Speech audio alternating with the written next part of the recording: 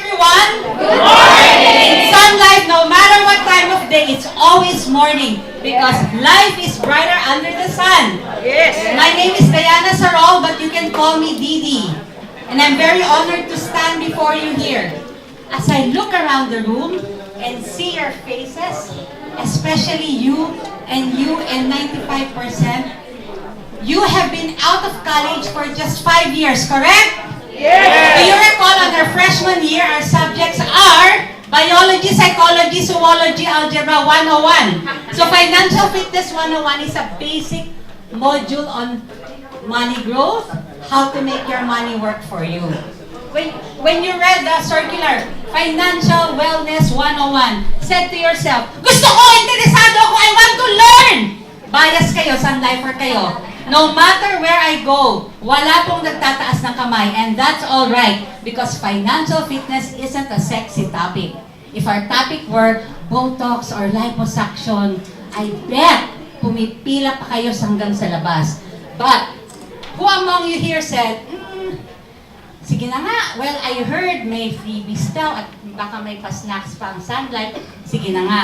But whether you're here out of choice or out of have to, in the next 25 minutes, you will discover ideas that will benefit you for the rest of your life. Bo Sanchez, who knows Bo Sanchez?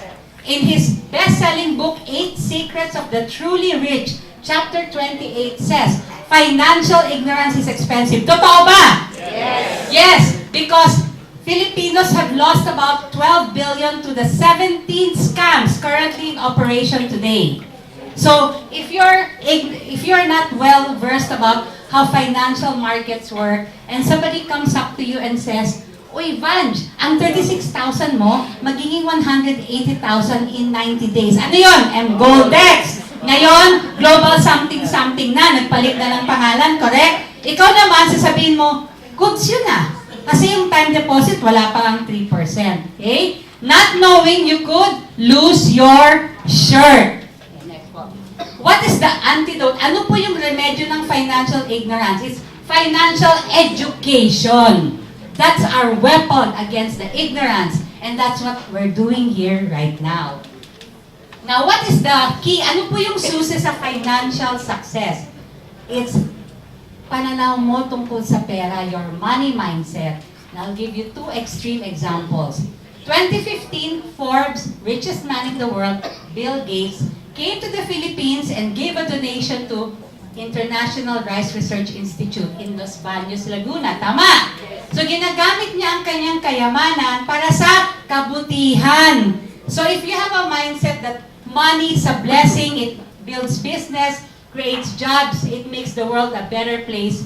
You can be seated there, being an entry-level team member, earning minimum, but you're going to say to yourself, I'm going to commit to set aside a certain amount of my salary every month. On the other hand, kung ikaw ay, sa Tagalog, galit sa pera, you know where that is coming from? Deep down, you believe money is evil. But in the Bible, it says the love of money, not money itself, right? So, do you watch Rated K and see those mga mega lotto jackpot winners who 3 years down the road are back to square one? It's because deep down inside, they resist money. Tingin nila talaga yung mga rich people, yung mga dinedepict sa telenovela, sila yung kontrabida. Pero yung bida, yung poor, yung ape. So because of that, huwag na po tayo manood ng mga telenovela. Kasi sabi ng branch manager ko na multi-millionaire si Bel Borromeo, ang TV daw, EIR. Miss Bel, ano po yun? Electronic Income Reducer. Sabi niya, because instead of watching TV, you could enrich yourself by reading books. Yan. Sige, next ma'am. So, in the corporate account that I serve, Mr. Xavier Chabi Aboiti says, financial fitness is more a mindset than a situation. It is a discipline anyone can learn and adapt. Our goal for this initiative is that no one in this organization will be shackled by debt and can thereby focus on optimizing their unique talents and avoid this. Ano ba yung shackled? Nakaposas, hindi ka makagalaw. Yan ang nagagawa pag ang mga empleyado mo ay babad sa utang.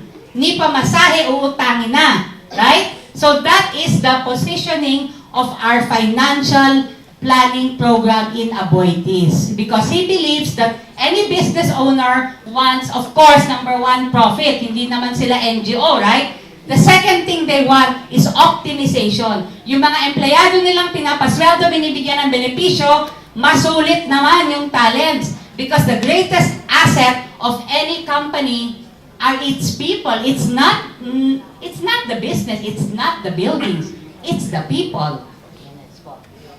Okay, so tayong mga Pinoy, whether in Luzon, Visayas, or Mindanao, I've been to as far north as Tuguegarao, as far south as Cotabato City, buwis buhay. So, these are our money mindsets. Tuloy-tuloy lang, Badge.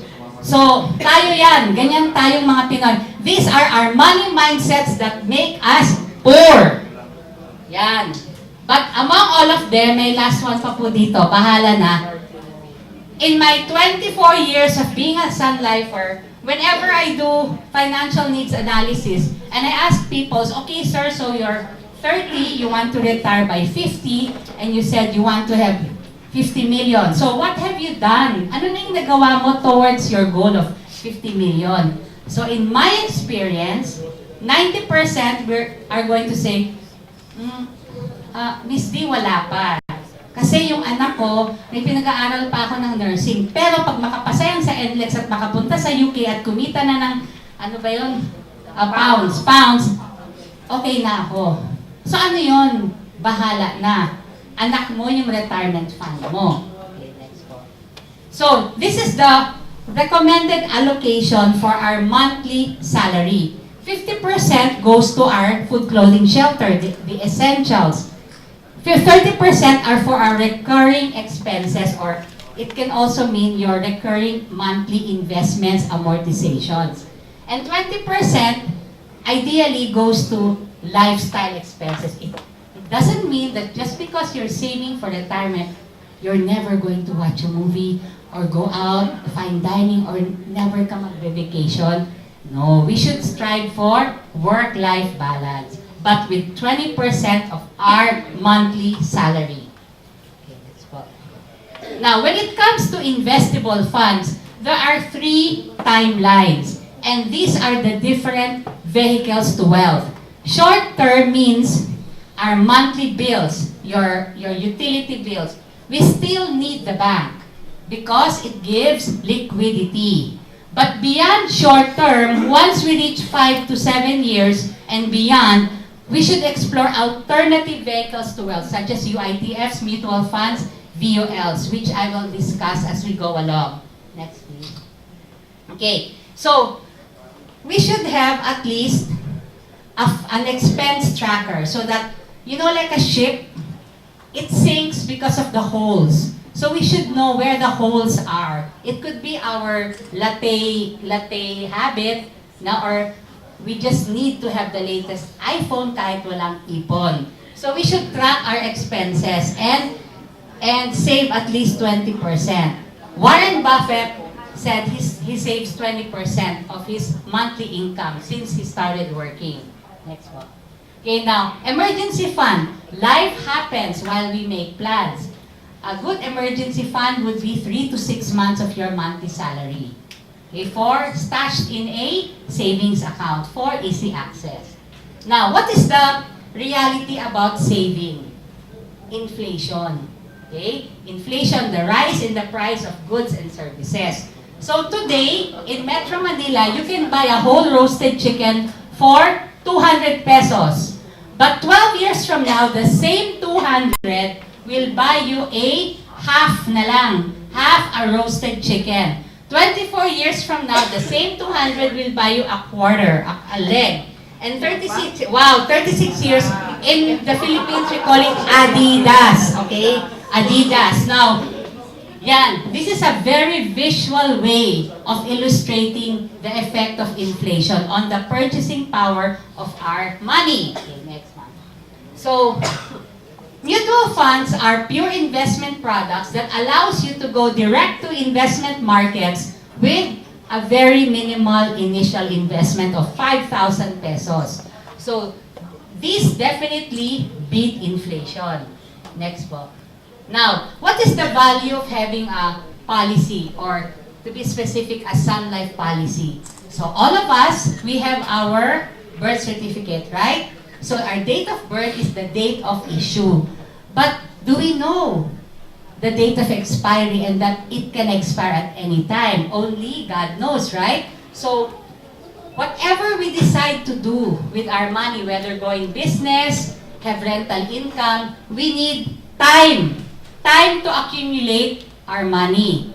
Even if you have a franchise of Jollibee, you need 50 million pesos and 3 years to break even. So, what is the value of a policy? It is the foundation of any sound financial plan because it buys time.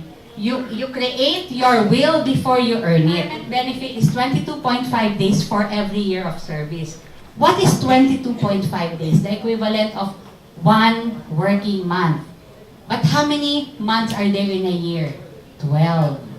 So there's no need to get out your calculators. You very well know that your employer is only giving you 1 month for every year of service. So how can that be enough? Right? So having a policy can augment your retirement benefit. Okay, now, nowadays we have multitasking products such as coffee, 3-in-1 coffee, right? Lip and cheek stain, mga multitasking. 1 product, 3 benefits. This is a one-stop financial solution that allows us to achieve income protection through insurance. Remember, it's not enough to save, we need to invest. And what's that pot of gold there? It's a multi-purpose fund for life milestones, whether you live, die, or you quit. Okay, now these are the latest returns from the top 3 banks in the Philippines. Knowing that inflation averages 4%, now you know that keeping your investable funds in the banks will make it depreciate, will eat up the purchasing power. In contrast, that is the historical performance of our mutual funds. This is for the bond, the balance, and the equity. Yan. So, this is the latest historical performance of the VUL, or the insurance, investment-linked insurance product that we have. We show here the peso equity. Now, next. Now, this is the story of 2 people, 2 friends, who are both 35 next, who said, let's invest towards our retirement. They're both 35 and they agree, let's set aside 10,000 a month for the next 10 years. So 10 years lang. So 35 to 45 years old, and then they wait until 60, 15 years to wait. This person said, I don't like volatility. He's so risk averse. So he's content with the bank return. At age 60, this is what she gets, 1.5 million. But this lady here, this is a Sun Maxilink Prime, age 35, 500,000, $500,000 face amount with a total disability benefit. So the same amount, the same number of years, but look what the difference in interest rate makes. No? It's a no-brainer that you can save for retirement using Sun Maxilink Prime. Now, this shows that, let's say if you can 50 peso invested 1 time become 50 million, the answer is it depends. It depends on your time frame, number of years, and the interest rate. The question is 50 pesos 1 time all you can invest?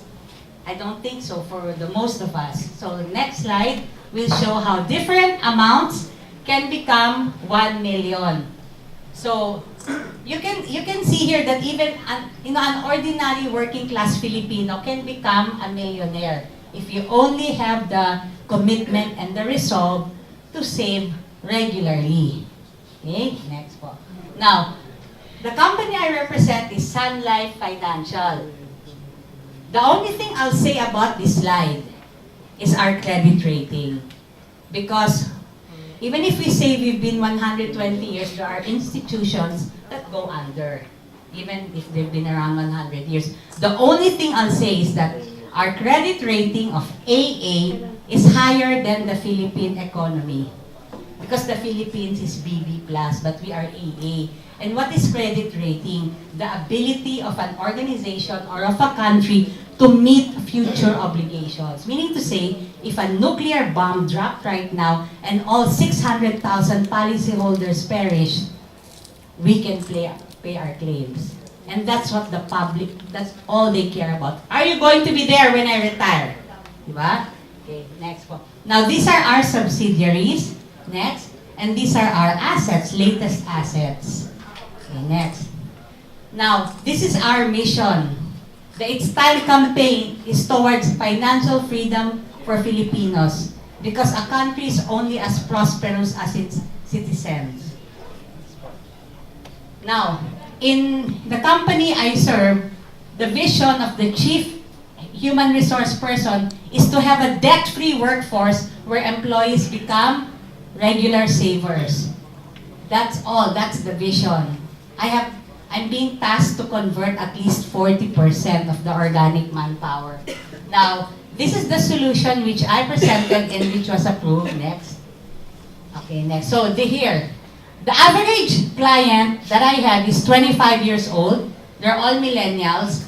And the average monthly premium, because this is worksite marketing through salary deduction, the average premium is 1,500 per month. So in this case, I'm offering 500,000 Sun Maxilink Prime. This is how I explain the proposal. I make it a point to walk through the illustration so that by the time that they get the individual programs, they already know how it works, right? It's not like I like the talk and then, hey, what's this? No surprises. So I say, by saving 66 pesos a day, you create a 1 million cash asset. Why 1 million? It says 500,000. But by page 4, you will see that your coverage goes up 200%, right? Upon policy generation, right? Once it's released. So here, I explain, okay, step by step. This is how your money grows. First, your obligation is to save 29,800 for on or about 10 years. That's your obligation. What do you get in return? Sige, next po. Ayan. So first of all, you achieve income protection or family's income continuation of 1 million. Now, this one, right? For your beneficiaries. But this portion, it is a multi-purpose fund. That's your investment amount, the fund value. I say it, pera habang buhay, money while you're alive. This table. And then next, this will also settle your estate tax and multi-purpose fund when you retire. So the retirement age in their company is 60. So when you turn 60, depending on the future return, you can withdraw. But if you still want to be covered, I say withdraw 80% maximum, leave 20%, and you're still insured until age 88. So, next slide. So, if you were to build up this amount on your own, you would have to save so much more, not just 29,800 for 10 years, but 77,616 in 30 years to build the same fund value. Imagine. Okay. So, next slide, please. Next. Okay, so the same goes if the budget is for Sun FlexiLink. I recommend either Sun FlexiLink or Sun MaxiLink Prime depending on the affordability of the employee. So it's the same. Next. Next. Okay, so what then is the key to be financially free?